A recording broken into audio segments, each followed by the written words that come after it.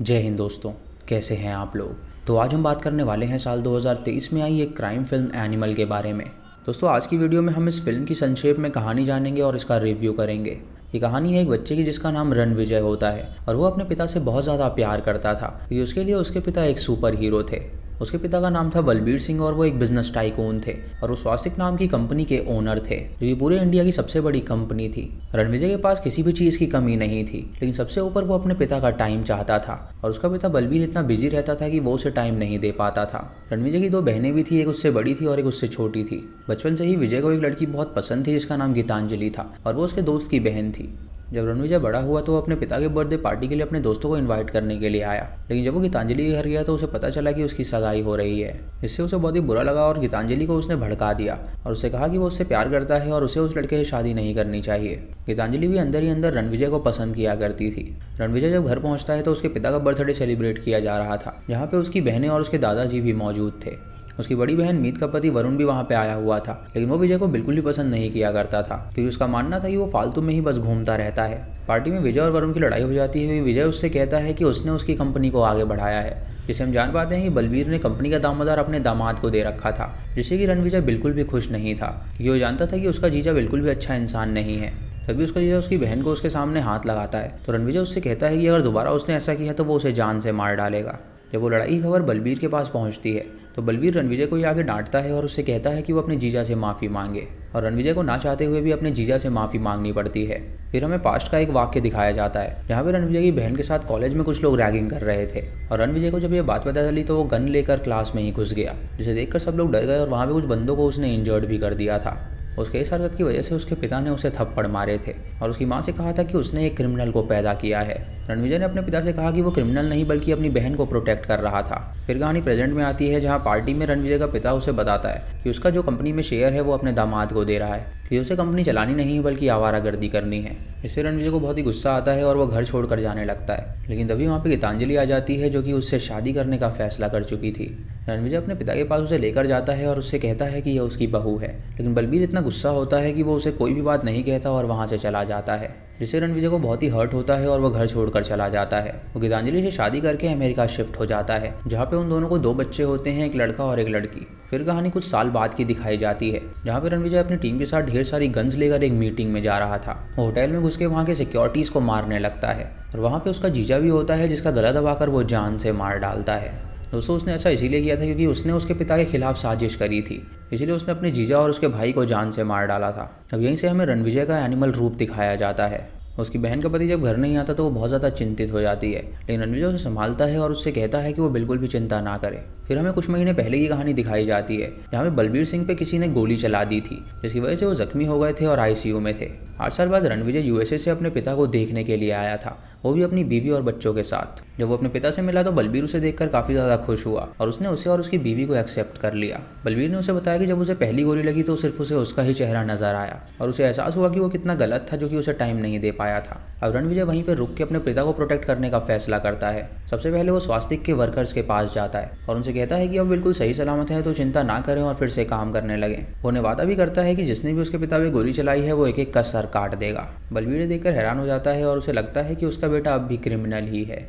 अगले दिन रणविजय अपने पिंड जाता है जहाँ पे वो पला बड़ा था और वहाँ पे अपने गांव के भाइयों को देखकर वो बहुत ही खुश होता है। वो वहाँ उनसे मदद मांगता है और उनसे कहता है कि उसके पिता को गोली लगी है और कोई भी ऐसा रिस्पॉन्सिबल सिक्योरिटी गार्ड नहीं है जिसने उनके लिए गोली खाई हो। उसे कुछ ऐसे लोग चाहिए जो कि उसके पिता को दिल और जान से प्रोटेक्ट करें। ये सुन के सभी तैयार हो जाते हैं उसके साथ आने के लिए और वो अपने पिता के सामने उन्हें लेकर जाता है और उन्हें बताता है कि अब से उनकी प्रोटेक्शन की जिम्मेदारी इनकी होगी। बलबीर अपने बेटे के डिसीजन से खुश नहीं था और वो उससे कहता है कि आखिर वो ये सब क्यों कर रहा है। तो रणविजय उससे कहता है कि अगर वो बाहर गए तो पक्का वो लोग उसे मार डालेंगे और उसे इस बात का पता लगाना है कि वो लोग कौन हैं और वो उसे क्यों मारना चाहते हैं। वो बलबीर का एक बॉडी डबल लेकर आता है और उससे कहता है कि आज से ये उसकी एक्टिंग करेंगे। उन्हें यहाँ सेफ रखा जाएगा और नकली बलबीर बाहर जाएगा। एक दिन नकली बलबीर जब बाहर जा रहा होता है तो उस पर गोलीबारी होने लगती है और हम असरार नाम के एक बंदे को देख पाते हैं जो कि उनका दुश्मन था। वो उसके बॉडी डबल को बलबीर समझ के शूट करके जान से मार डालता है और जब रणविजय को ये खबर पहुंचती है तो वो अपने पिता के सामने उसकी लाश को दिखाता है, जिससे उसका पिता समझ जाता है कि अगर उसकी जगह वो होता तो उसका भी यही हाल होता। उसका जीजा जब उसके पिता को जिंदा देखता है तो वो हैरान हो जाता है और वो तुरंत असरार को फ़ोन करके बताता है कि उन्होंने एक बॉडी डबल को मारा है। उसका ससुर अब भी जिंदा है और वो बिल्कुल सही सलामत है। असरार उससे कहता है कि सबसे पहले क्यों ना वो उसके बेटे को ही ख़त्म कर दें। रणविजय उनकी ये बातें सुन रहा होता है, जिससे वो समझ जाता है कि उसका जीजा भी इन सब में शामिल है और इसीलिए उसने अपने जीजा को जान से मारा था। अब रणविजय अपने होटल में एक मशीन गन मंगवाता है जो कि उसने स्पेशली ऑर्डर करके मंगवाई थी। तभी वहाँ पे असरार अपने आदमी के साथ आता है और उसके होटल में सबको मार डालता है और वहाँ पे बहुत ही घमासान लड़ाई होती है जो कि बहुत ही ज़्यादा खतरनाक सीन था।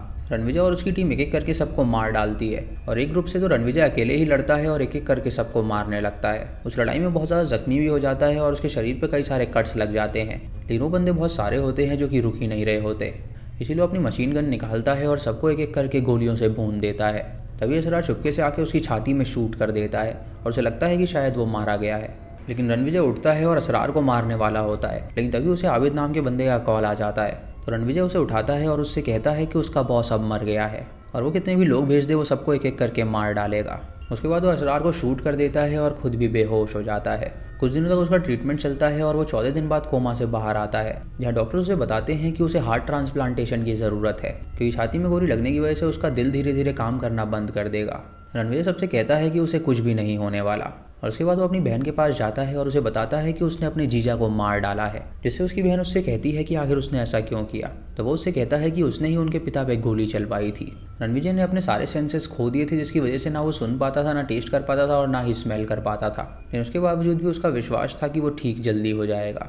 उसका बेटा उसे हीरो मानता था और अपना आइडल समझता था, लेकिन गीतांजलि उसके एटीट्यूड से बहुत ही परेशान हो गई थी। रणविजय गीतांजलि को समझाता है कि वो जब ठीक हो जाएगा तो वो सबसे पहले उस बंदे को मारेगा जिसने ये सब प्लान किया और जितने भी होंगे वो सबको मार डालेगा। उसके बाद हमें असरार का भाई अबरार दिखाया जाता है जो कि इस्तांबुल में रह रहा था और उस दिन उसकी तीसरी शादी थी। आबिद अबरार का ट्रांसलेटर होता है क्योंकि अबरार बोल नहीं पाता था और आबिद वही बंदा था जिसने असरार को कॉल किया था उस दिन। शादी में एक बंदा आके अबरार को बताता है कि असरार मारा गया है, जिससे अबरार को बहुत गुस्सा आ जाता है और वो उस बंदे की आंखें निकाल लेता है। उसके बाद अबरार अपने खबरी के पास जाता है और उसे जान से मार डालता है। इधर कुछ महीने बाद रणविजय पूरी तरह ठीक हो चुका था और एक डोनर ने उसे अपना हार्ट दिया था, जिसकी वजह से उसका हार्ट ट्रांसप्लांट हो गया था। तभी उसके पास जोया नाम की एक बंदी आती है जो कि उसे बताती है कि उसका जो दिल धड़क रहा है उसका फियांसे का दिल है। विजय को उसे देखकर अजीब सी फीलिंग होती है और वो उसे अपने दादा के घर में रुकने के लिए कहता है और उसके बाद जब वो उससे मिलने के लिए जाता है तो वो उसके साथ इंटीमेट होता है। कुछ दिनों बाद जोया के साथ वक्त बिताने के बाद जोया को उससे प्यार हो जाता है और उसके बाद जोया अपना सीक्रेट उसे रिवील कर देती है। वो उससे कहती है कि उसे उसके दुश्मन अबरार ने भेजा है जो कि इस्तांबुल में रहता है और वो उसके पिता को चाचा जी कह के पुकारता है, जिससे उसे पता चला कि शायद वो उसका कज़न है। उसने उसे यहाँ पे भेजा था उसको प्यार में फंसाने के लिए ताकि वो उसकी इन्फॉर्मेशन ले सके और उसने जो भी उसकी इन्फॉर्मेशन उसे दी है उसके मुताबिक उसका छोटा भाई अजीज एक प्लास्टिक सर्जरी करवा रहा है ताकि वो उसकी तरह दिख सके और उसके घर में दाखिल होकर वो सबको मार सके। उसका बड़ा भाई असरार भी उसके पिता को मारने के लिए आया था, लेकिन उसने उसे मार डाला। उसकी बात सुन के वो जोया को बताता है कि उसे पहले से पता था कि वो दुश्मन के साइड से आई है और वो उससे बस सच उगलवाना चाहता था, इसीलिए उसने उससे प्यार का नाटक किया। उसके बाद वो अपने दादा और पिता के पास जाता है और उनसे अबरार के बारे में पूछता है तो उसका दादा उसे बताता है कि उसका एक और भाई था, लेकिन उसके पिता ने स्वास्तिक उसके नाम नहीं करी बल्कि उसने उसे स्वास्तिक का मालिक बना दिया, जिससे वो चिढ़ गया और वो लोग उससे अलग हो गए। वो इस्तांबुल में शिफ्ट हो गया और वहाँ पे उसने कई सारी बीवियों से शादी करी और उन सभी बीवियों से उसे ढेर सारे बच्चे हैं। जिसे उसने मारा है वो उसका बड़ा बेटा था और उसके एक नहीं बल्कि कई सारे भाई हैं और उसे मार के उसने जंग स्टार्ट कर दी है क्योंकि वो सभी इतने हैं कि वो काउंट भी नहीं कर सकते और वो उन्हें मारते मारते थक जाएगा, लेकिन वो लोग ख़त्म नहीं होंगे। उसके बाद रणविजय अपनी वाइफ के पास जाता है और उसे सच बताता है कि वो इतने दिनों से जोया के साथ क्या क्या कर रहा था। गीतांजलि ये सुन के बहुत ज़्यादा रोने लगती है और उसे बहुत ज़्यादा गुस्सा करती है और डिसाइड करती है कि वो उससे अब तलाक ले लेगी। उसके बाद रणविजय उसे बताता है कि वो अपनी टीम के साथ इस्तांबुल जा रहा है ताकि वो अबरार को जान से मार सके। गीतांजलि उसे तैयार करती है और जंग में जाने के लिए भेज देती है। अगले दिन रणविजय उसके एरिया में पहुंचता है और उसके सारे आदमियों को मार डालता है और आबिद अबरार को लेके वहाँ से भागने लगता है और उससे कहता है कि अभी लड़ने का सही समय नहीं है। उनकी बीवियों से रणविजय को पता चलता है कि वो यहाँ से भाग रहा है, इसीलिए वो एयरपोर्ट पहुँच जाता है उसे पकड़ने के लिए। वो अबरार को चैलेंज करता है तो अबरार प्लेन से बाहर आता है और उन दोनों में बहुत ही घमासान लड़ाई होने लगती है, जिसमें रणविजय अबरार को मारने वाला होता है। लेकिन मारने से पहले वो उससे कहता है कि वो एक ही खून है, तो अगर वो चाहे तो वो इस जंग को अभी ख़त्म कर सकता है। अबरार उसे इशारों में कहता है कि वो इस जंग को ख़त्म नहीं करने वाला, तो रणविजय उसका गला काट देता है जिससे उसकी मौत हो जाती है। उसके बाद रणविजय वापस इंडिया आ जाता है और अपने पिता को बताता है कि उसने अबरार को भी मार डाला है।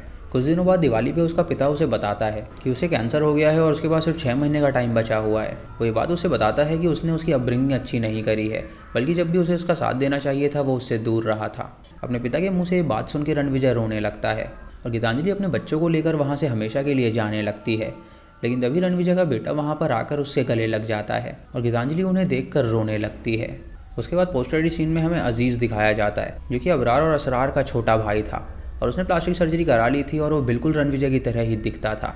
वो जोया से पूछता है कि क्या उसकी शक्ल बिल्कुल सेम उससे मिलती है, तो जोया उसको कंफर्म करती है कि उसकी शक्ल बिल्कुल सेम है।